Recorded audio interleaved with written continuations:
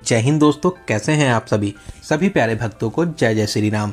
दोस्तों, इस टाइम मैं आया हूं प्रभु श्री राम की कर्मभूमि चित्रकूट। यहां पर प्रभु श्री राम जी ने माता सीता और लक्ष्मण जी के साथ में 14 वर्षों के वनवास में से 11 वर्षों से ज्यादा का समय चित्रकूट में ही बिताया था।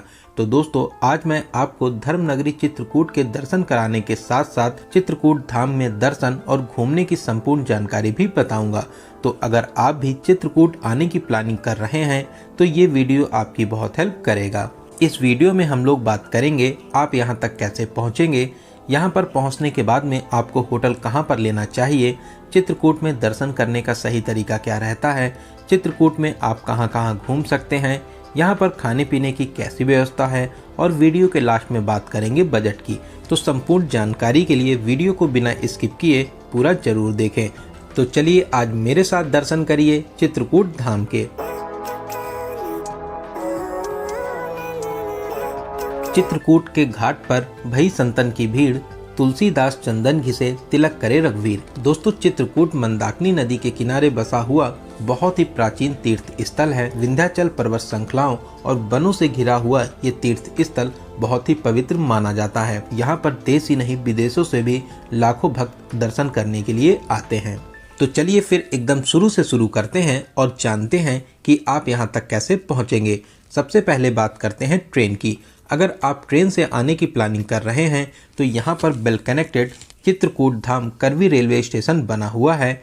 यहाँ तक आपको हर प्रमुख स्टेशन से डायरेक्ट ट्रेन मिल जाएगी। अगर आपको यहाँ तक के लिए डायरेक्ट ट्रेन नहीं मिलती है तो आप इंदौर, जबलपुर, इलाहाबाद, भोपाल, कानपुर या लखनऊ आकर भी चित्रकूट धाम तक पहुँच सकते हैं।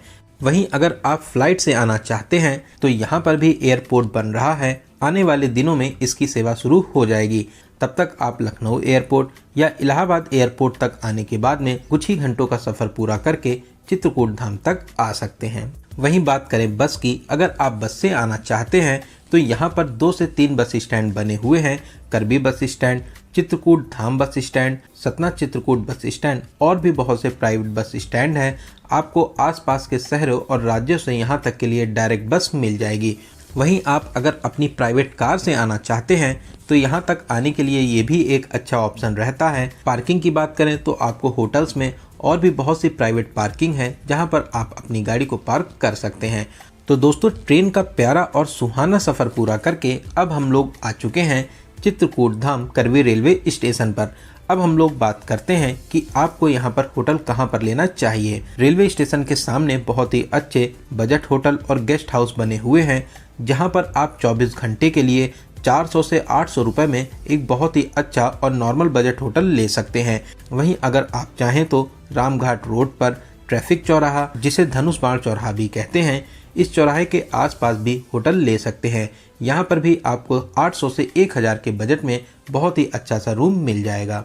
चलिए, एक अच्छा सा होटल लेने के बाद में कुछ देर आराम करेंगे और अब हम लोग जानते हैं चित्रकूट में घूमने का सही तरीका क्या रहता है और आपको कितने दिनों का टूर प्लान बनाना चाहिए। दोस्तों, अगर आप सुबह 10 बजे तक आ जाते हैं तो पूरा दिन चित्रकूट में दर्शन और घूमने के बाद में शाम को आप बस या ट्रेन से वापसी भी कर सकते हैं। लेकिन मैं आपको एडवाइस करूंगा कि आप कम से कम 2 डेज और 1 नाइट का प्लान करिए, जिससे आप अच्छे से चित्रकूट को घूम सकें। दोस्तों, चित्रकूट में 9 से 10 प्रमुख स्थान हैं जो 15 से 20 किलोमीटर की रेंज में स्थित हैं। इन सभी प्लेसेस को कवर करने के लिए जो सबसे अच्छा ऑप्शन रहता है वो रहता है ऑटो का। ऑटो वाले पूरे दिन के लिए 800 से 1000 रुपये का चार्ज करते हैं और आपको इन सभी प्लेसेस को कवर कराने के बाद में जहां पर आप कहेंगे वहां पर आपको ड्रॉप कर देते हैं। वहीं आप अगर यहां पर टैक्सी करना चाहते हैं तो आप टैक्सी कर सकते हैं। टैक्सी वाले 2000 से 2500 रुपये का चार्ज करते हैं। तो चलिए अब हम लोग जानते हैं चित्रकूट में आप कहां कहां घूम सकते हैं। दोस्तों, सबसे पहले हम लोग चलेंगे यहां के सबसे प्रमुख स्थान रामघाट पर, जो स्टेशन से 10 किलोमीटर की दूरी पर स्थित है। ई रिक्शा और ऑटो वाले आपसे यहां तक के लिए 20 रुपए का चार्ज लेते हैं। रामघाट चित्रकूट का सबसे पवित्र और प्रमुख घाट है। यहाँ पर आप मां मंदाकिनी के पावन जल में स्नान जरूर करें। घाट के किनारे बहुत ही प्राचीन और अलौकिक मंदिर भी स्थित है। स्नान करने के बाद में आप यहाँ पर भगवान शिव जी को समर्पित श्री मत गजेंद्र नाथ मंदिर में दर्शन कर सकते हैं। ये मंदिर अपनी अलौकिक शक्तियों के लिए बहुत ही प्रसिद्ध है। इसके अलावा पर्णकुटी मंदिर, भरत मंदिर और भी बहुत से प्रमुख मंदिर हैं जहाँ पर आप दर्शन कर सकते हैं। आप यहाँ पर नाव में बैठकर मंदाकिनी नदी में नौका विहार भी कर सकते हैं। यहाँ पर नौका विहार का एक्सपीरियंस बहुत ही ज़्यादा खास रहता है। नाव वाले आपसे 200 से 300 रुपए का चार्ज करते हैं। साथ ही साथ घाट के किनारे बने प्रमुख मंदिरों में भी दर्शन आपको करवाते हैं। तो आप यहाँ पर नौका विहार जरूर करिए। तो यहाँ पर दर्शन करने के बाद में अब हम लोग चलेंगे अपने अगले प्लेस हनुमान धारा पर, जो यहाँ से 3 किलोमीटर की दूरी पर स्थित है। ये दिव्य और अलौकिक मंदिर ऊपर पहाड़ी पर स्थित है। यहाँ पर आप 600 सीढ़ियाँ चढ़कर मंदिर तक पहुँच सकते हैं। वहीं रोप वे में आपसे दोनों साइड के लिए 145 रुपए का चार्ज लिया जाता है। वहीं आप अगर बुलेरो से जाना चाहते हैं तो इसके लिए आपसे 100 से 120 रुपए का चार्ज करते हैं। रोप वे से यहाँ के नज़ारे आपका दिल जीत लेंगे। पहाड़ी के ऊपर हनुमान जी का प्यारा सा मंदिर स्थित है। साथ ही पर्वत से निकलने वाली एक गुप्त जलधारा भी यहाँ पर प्रवाहित होती है, जिसका पवित्र जल बहुत से रोगों के लिए रामबाण रहता है। तो आप यहाँ पर हनुमान जी के दर्शन करिए, साथ ही साथ आप इस पवित्र जल को जरूर ग्रहण कीजिए। मंदिर से आगे कुछ सीढ़ियां और चढ़कर सीता की रसोई मंदिर में भी दर्शन कर सकते हैं। ये ऐसी मान्यता है, माता सीता ने यहीं पर 5 ऋषियों को भोजन कराया था। यहाँ पर दर्शन करने का विशेष महत्व माना जाता है। यहाँ पर दर्शन करने के बाद में आप सीढ़ियों के माध्यम से, बुलेरो या रोप वे के माध्यम से नीचे आ जाएंगे। और अब हम लोग चलेंगे माता सती अनसुईया आश्रम में दर्शन करने के लिए, जो यहाँ से लगभग 15 किलोमीटर की दूरी पर स्थित है। प्राकृतिक वातावरण, मंदाकिनी नदी और ऊंचे ऊंचे पहाड़ों के बीच में स्थित एक बहुत ही अद्भुत और भव्य मंदिर है। यहाँ की दिव्यता और भव्यता देखते ही बनती है। यहाँ पर परमहंसनी आश्रम भी है। मंदिर के अंदर संतों की प्रतिमा देखने को मिलती है। साथ ही साथ दीवारों पर रामायण का बहुत ही प्यारा सा चित्रण भी किया गया है, जिसकी भव्यता देखकर आपका दिल खुश हो जाएगा। कुछ समय मंदिर के अंदर जरूर व्यतीत कीजिए, आपको यहाँ पर बहुत ही ज्यादा सुकून मिलेगा। मंदिर से बाहर आकर आप कुछ देर नदी के किनारे बैठकर सुकून भरे पल बिता सकते हैं। साथ ही साथ आप यहाँ पर मछलियों को दाना भी खिला सकते हैं। यहाँ पर दर्शन करने के बाद में अब हम लोग चलेंगे गुप्त गोदावरी, जो यहाँ से लगभग 13 किलोमीटर की दूरी पर स्थित है। यहाँ पर पहाड़ों के अंदर 2 गुफाएं बनी हुई हैं और उन गुफाओं के अंदर मंदिर स्थापित है। यहाँ पर गुफाओं में जाने के लिए आपको 20 रुपए का एंट्री टिकट लेना रहता है। सीढ़ियों से आप ऊपर आकर गुफा में प्रवेश कर सकते हैं। बहुत ही पतली और सकरी गुफा बनी हुई है, लेकिन जैसे ही आप गुफा के अंदर आते हैं, अंदर बहुत ही बड़ा प्रांगण देखने को मिलता है। आपको ऐसा लगेगा किसी ने काट के इसको बनाया है, लेकिन दोस्तों आप ये जान लीजिए कि ये प्राकृतिक स्वरूप में बना हुआ है। गुफा के अंदर आप यहाँ पर बहुत से देवी देवताओं के दर्शन कर सकते हैं। फिर हम लोग गुफा से बाहर आएंगे और अब हम लोग चलेंगे दूसरी गुफा में। इस गुफा में प्रवेश करने पर नीचे आपको जल मिलेगा। यहाँ पर पहाड़ों के अंदर से गुप्त गोदावरी निकलती हैं और फिर पहाड़ों में ही लुप्त हो जाती हैं। दोस्तों ये स्थान बहुत ही ज्यादा अलौकिक और रहस्यमय माना जाता है, तो आप यहाँ पर दर्शन करने जरूर आइए। यहाँ पर दर्शन करने के बाद में अब हम लोग राम घाट की ओर वापसी करेंगे, जो यहाँ से लगभग 18 किलोमीटर की दूरी पर स्थित है।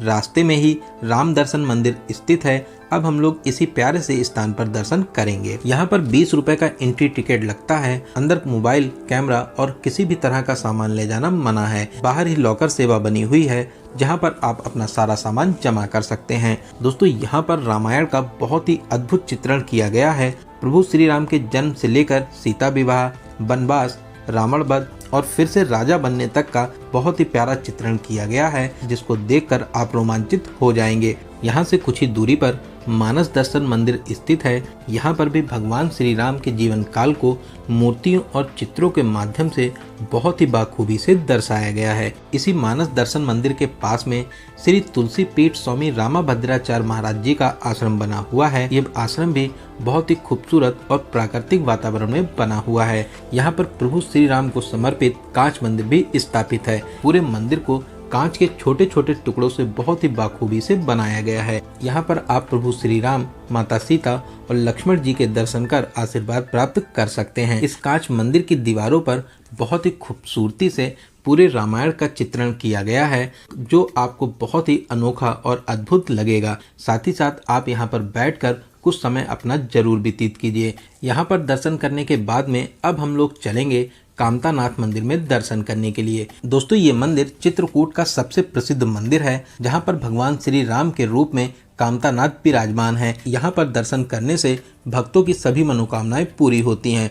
यहाँ पर आप कामतगिरी पर्वत की परिक्रमा भी कर सकते हैं। हजारों भक्त यहाँ पर रोज परिक्रमा करते हैं। कामतगिरी पर्वत के परिक्रमा मार्ग पर अनेक प्राचीन और प्रसिद्ध मंदिर भी पड़ते हैं। दोस्तों ये पूरी परिक्रमा लगभग 5 किलोमीटर की रहती है, जिसको पूरा करने में 2 से 3 घंटे का समय लग जाता है। दोस्तों आपको पूरे ही चित्रकूट में बानर सेना मिलेगी, तो इसलिए आपके पास में जो भी खाने पीने के सामान है, साथ ही साथ अपना प्रसाद अंदर बैग में रखें, वरना यहाँ के बंदर आपसे सभी चीजें छीन कर ले जाएंगे।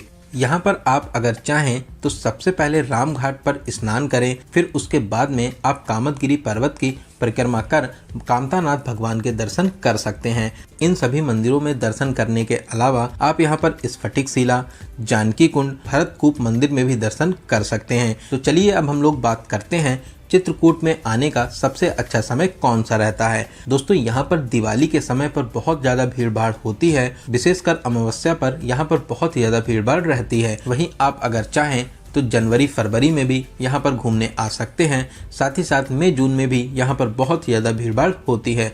चलिए दोस्तों अब हम लोग बात करते हैं सबसे ज़रूरी क्वेश्चन बजट की। दोस्तों मैं मान के चलता हूँ कि आप कम से कम 2 से 3 लोग तो यहाँ पर दर्शन करने आएंगे ही आएंगे। अगर आप 2 से 3 लोग आते हैं तो इसमें आपका बहुत ही अच्छे से बजट डिवाइड हो जाता है। तो आप मान के चलिए कि 2500 से 3000 के बजट में बहुत ही अच्छे तरीके से आप इस प्यारी सी यात्रा को पूरा कर लेंगे। दोस्तों इस बजट में आपका होटल का किराया, यहाँ पर लगने वाले ऑटो, खाना पीना और सभी तरह के टिकट इंक्लूड हैं। वहीं अगर आपका हाई फाई बजट है तो यहाँ पर आप VIP होटल भी ले सकते हैं। साथ ही साथ आप टैक्सी से भी यहाँ पर सभी प्लेसेस को कवर कर सकते हैं। तो दोस्तों यहाँ पर मैंने आपको चित्रकूट धाम में दर्शन और घूमने की हर एक छोटी बड़ी जानकारी देने की पूरी कोशिश की है। मैंने हर एक क्वेश्चन को कवर करने की पूरी कोशिश की है। अगर फिर भी आपके कोई क्वेश्चन रह जाते हैं तो आप हमें कमेंट के माध्यम से पूछ सकते हैं। बहुत ही जल्दी आपके कमेंट का रिप्लाई जरूर दिया जाएगा। दोस्तों आपको ये वीडियो कैसा लगा और आप इस वीडियो को कहाँ से देख रहे हैं, कमेंट बॉक्स में जरूर बताइएगा। अगर आपको ये जानकारी हेल्पफुल लगी हो तो वीडियो को लाइक जरूर करें, साथ ही साथ अपने सभी फ्रेंड्स में जरूर से जरूर शेयर करें। दोस्तों अगर आप अभी तक हमसे नहीं जुड़े हैं तो प्लीज़ चैनल को सब्सक्राइब कर हमसे जुड़ जाइए। साथ ही साथ बेल आइकन प्रेस करने के बाद में ऑल नोटिफिकेशन को जरूर क्लिक करिए। तो चलिए दोस्तों अब मिलते हैं किसी ऐसे ही इंफॉर्मेटिव वीडियो में। तब तक आप अपना और अपने परिवार का बहुत ज़्यादा ख्याल रखें। आपकी यात्रा सफल, सुगम और मंगलमय हो। जय हिंद, जय भारत।